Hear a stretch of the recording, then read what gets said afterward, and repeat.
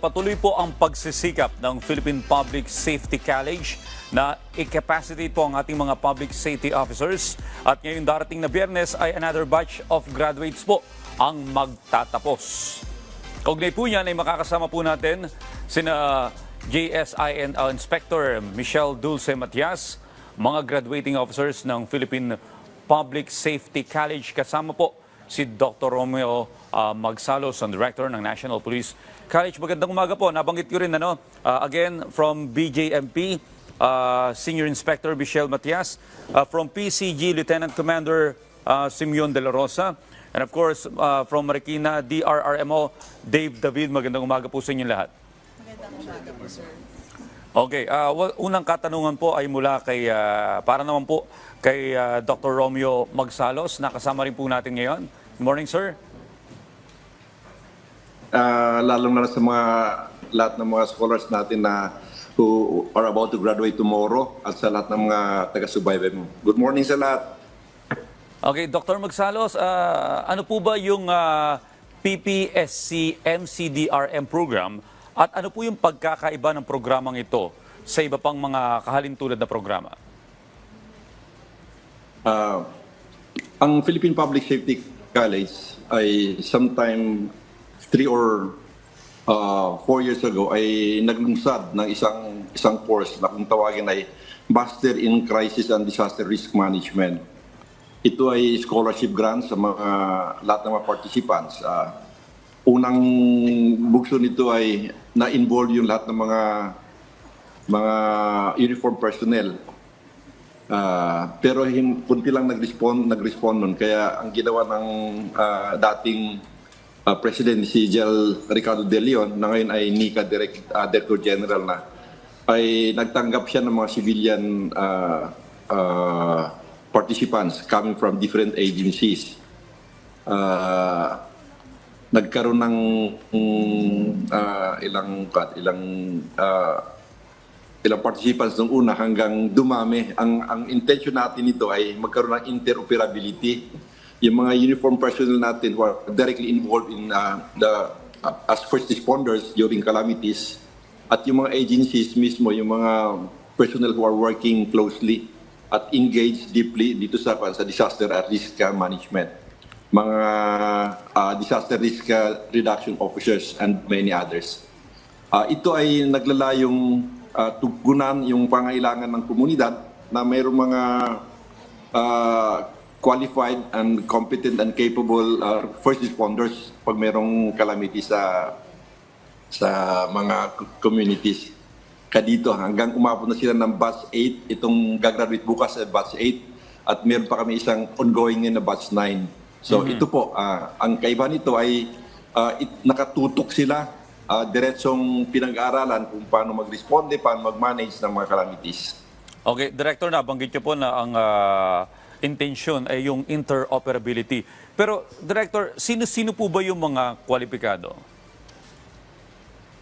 Ay, ang unang qualification na ginawa natin ay yung those participants who are holding salary grades of 14 or 18 pataas. And yung mga police captains, sila yung mga qualified. Alright. So At any other participants being sent by different agencies na sumali at mag-qualify. Okay, Director. Well, sa punto pong ito, usapin naman natin yung mga batch of graduates. Sir Dave David mula sa Marikina, no? Galing po kayo sa LGU ng Marikina. Ano po yung pinakamalaking lesson na natutunan mo at sa tingin mo, paano ito makakatulong sa iyong gampanin? Si Marikina is always known as a flood-prone city. Binabaha.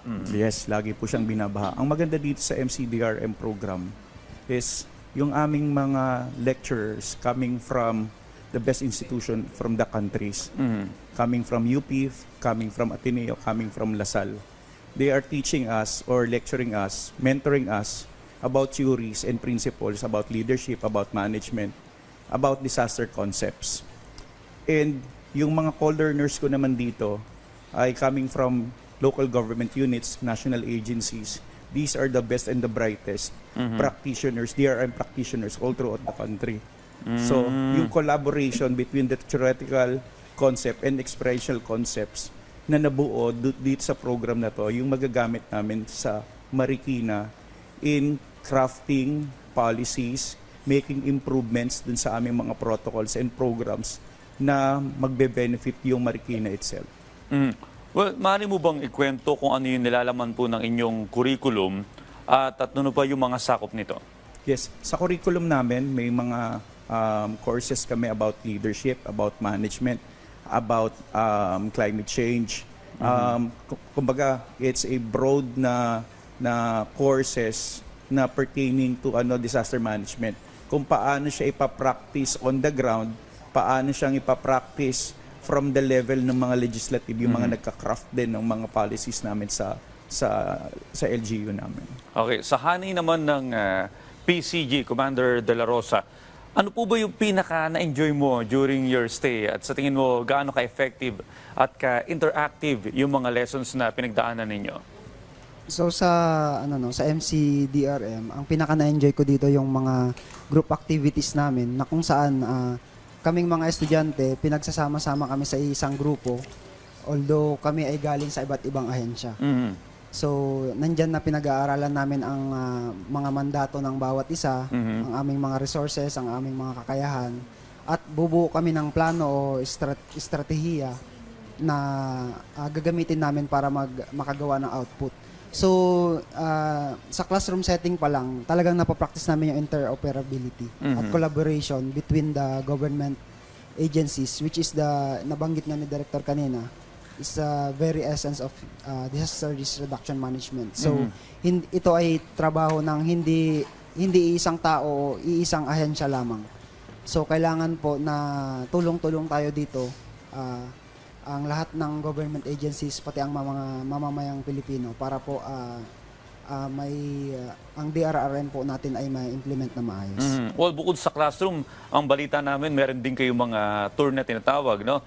Saan po kayo nagtungo? Yes po, ang batch namin, batch 8, so meron kaming international field exposure and study. So kami nagtungo sa South Korea. So ang purpose namin dito is to observe yung best practices ng South Korea when it comes to disaster risk reduction management. So, sa Korea, nakasalamuhan namin yung aming mga counterpart agencies at na-observe namin yung kanilang mga innovations, kanilang best practices pagdating sa disaster risk reduction management na naging baon namin pag-uwi namin dito sa Pilipinas. And then, hopefully ma-implement din namin sa aming mga kanya-kanyang agencies. Well, pagdating naman sa hanay ng BJMP Inspector Matias, paano po makakatulong o ano pong benepisyo ng MCDRM program sa inyong opisina at kabuuan ng inyong organisasyon? Yes, sir. Ang MCDRM program kasi, sir, is ang purpose niya is to equip the public safety personnel pagdating sa crisis management and disaster risk related. So, as a lawyer, sir, na nakahanay ngayon sa BJMP, sir, at ngayon, sir, ay nasa opisina ako, sir, ng pangalawang kalihim sa public safety, sa DILG, napaka-importante ng mga natutunan namin sa MCDRM program, sir, pagdating sa policy development and implementation. So, yun po yung mga nagiging benefits sa organization kasi ina-align po namin ito sa broader goal ng DILG at PPSC to ensure public safety and disaster resilience sa ating pamayanan. Meron ka na ba kagad na idea kung ano yung implementation na pwede mong ibahagi sa BJMP? Yes. Actually, sir, dun sa curriculum namin, may tinatawag kasi kaming research and capstone project. So, isa po dun sa research ko, sir, or thesis ko is the jail-based early warning surveillance. So, ang ibig sabihin nito, sir, kagaya ng COVID kasi, sir, isa po sa mga nauna pong naging biktima is yung mga PDL natin. So dito pa lang, sir, sa jail-based early warning surveillance, makikita na natin na mapipigilan na natin yung pagdagsa or paglaki ng contamination sa loob ng jails.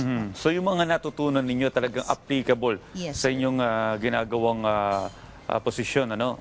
O ito, gusto rin po natin i-acknowledge yung nanonood sa atin yung umaga, ang presidente ng PPSC na si Police Brigadier General Fernando Sevilla at ang guest of honor sa graduation ceremony na si Secretary Renato Solidum ng DOST. Well, maraming salamat po, Director Magsalos, and of course, sa ating mga officers, congratulations. At sana sa mga natutunan ninyo ay ma-apply ito sa bawat departamentong inyong hinahawakan. Again, maraming salamat po sa inyo. Maraming salamat. Thank you po, sir.